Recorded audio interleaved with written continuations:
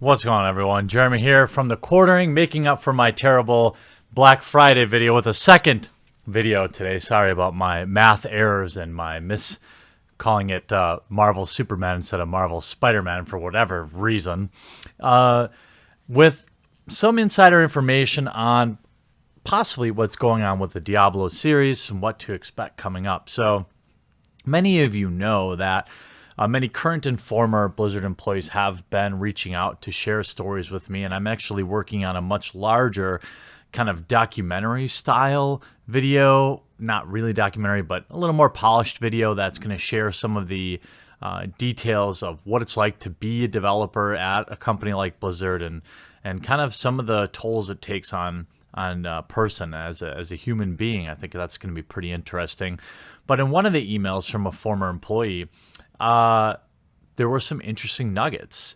They were correcting me about Diablo 4, saying that, to their knowledge, Diablo 4 is not in development, and that the leak that was passed through, I believe, Kotaku or Polygon at the time, to placate everyone was actually being misconstrued, and what they're actually working on is, I hate to use this term, MMO, Diablo MMO. It's almost like an MMO light. People do get kind of caught up on that terminology. I understand why. And I'm going to get to how I vetted this. And, again, it's still speculation, but speculation from a good source. And a lot of the pieces kind of fit together. So when we saw Blizzard at BlizzCon talking about the Diablo Immortal, they did also say they had several Diablo projects in the works. And we also saw this again at the shareholders meeting, that same terminology used, several Diablo projects in the works. Not Diablo 4 is in the works, not, it was very pointed language. It's pre-approved language. And what do I think that means? Well, I think that means that we've got Diablo Immortal. Obviously, that's already been announced. We've got Diablo TV series. Maybe that ends up on like Netflix or something like that. It's hard to say. And then what I'm hearing is Diablo MMO, not Diablo 4, to compete with the upcoming Torchlight Frontiers, which is interesting to me because I never really saw them as competitors. But the more I dive in to that kind of Diablo Path of Exile action RPG world, many people have extraordinarily positive things to say about Torchlight, and there seems to be quite a bit of anticipation around the Torchlight release. Now, it's going to be free to play, and I wouldn't, even though it calls itself an MMO, it's probably more of an action RPG that has certain areas where you're going to have maybe 12 players, and then other areas that are private. It's not going to be, quote, massive from what I can tell, where you might have hundreds of players in a particular area.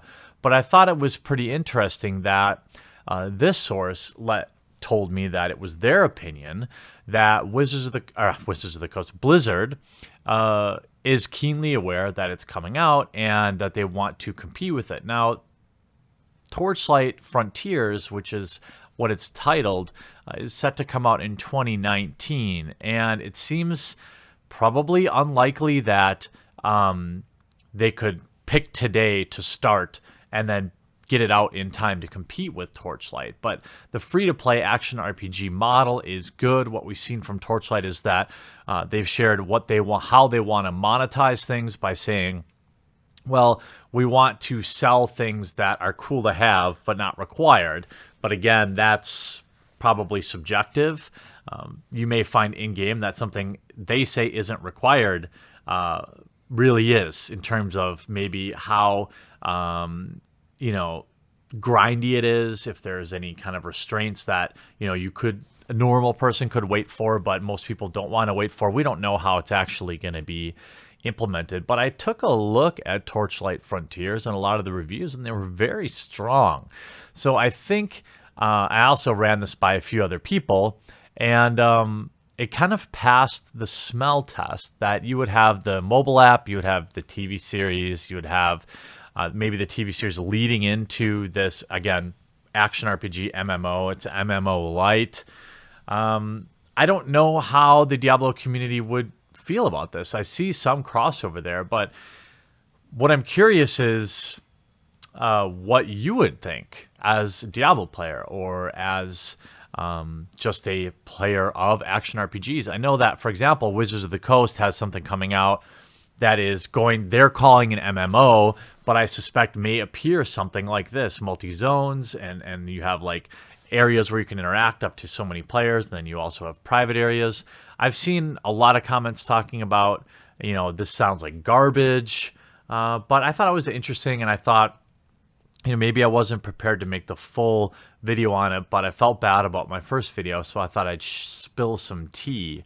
Again, not every former employee has a direct line to the CEO and knows everything that's going on, but I think it's at least a fun speculation, and it's one that's been around since 2017, I believe. People have been talking about the Diablo MMO as being confirmed that they're working on it, so I'm guessing that it's probably true. Now, that doesn't necessarily mean they won't do Diablo 4, but if you think about the development cycle and you think about what it's going to take from a manpower standpoint, you can't exactly be working on like a full Diablo 4 and an MMO and Diablo Immortal, which granted most of it's getting outsourced.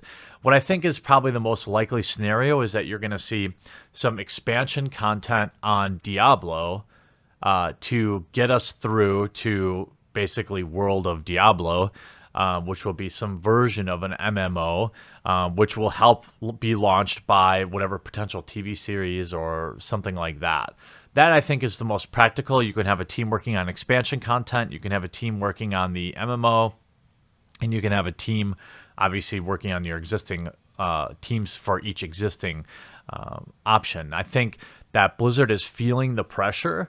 I talked about this with Mark Kern last night about just the pressure that you get in the industry. Overwatch, I think, is still popular, but it's literally hemorrhaging users to Fortnite. And you have World of Warcraft subscription rates going down. We don't really know the real number, but we can say, though, here in this article, though Blizzard stopped providing the subscriber numbers of World of Warcraft back in 2015, a new report has stated the subscriber base is currently at 1.7 million. Popular World of Warcraft add-on Weak Auras is behind new data, which claims that the new subscriber numbers are courtesy of a new API launched by Blizzard at develop.battle.net, was leaking player subscription end dates. On its Twitter account, Weak Auras revealed that active subscribers jumped to 3.2 million after the launch of the 7th major expansion, World of Warcraft Battle for Azeroth, back in August, but has since dropped to 1.7 million. These numbers are worldwide, excluding China, it claims. In later tweets, Weak Auras said that its original post with those findings has since been deleted. Not sure if it's because Blizzard threatened to sue or because it was false data. That means you should take the new findings with a heavy pinch of salt. Well, for me, if it was just an error, you admit it and you recalculate it.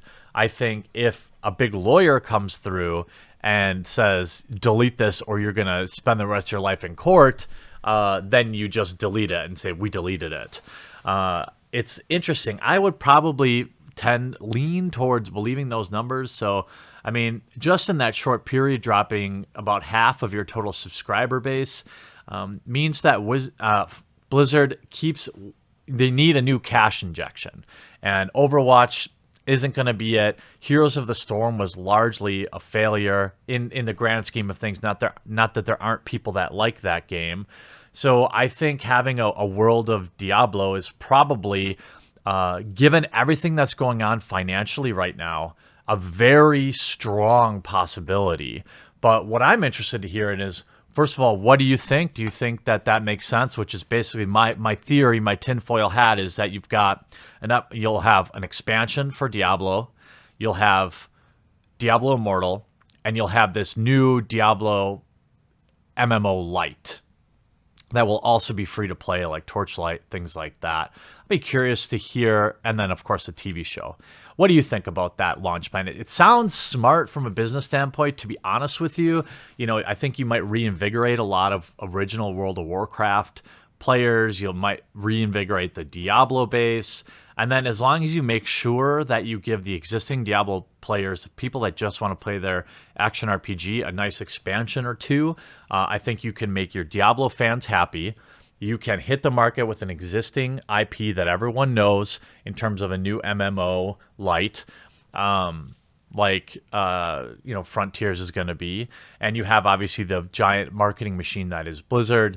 It could be pretty interesting. It wouldn't be, I could see it going okay. Now, if the existing Diablo base just rejects that entirely and hates it, well, that'll be a totally different thing.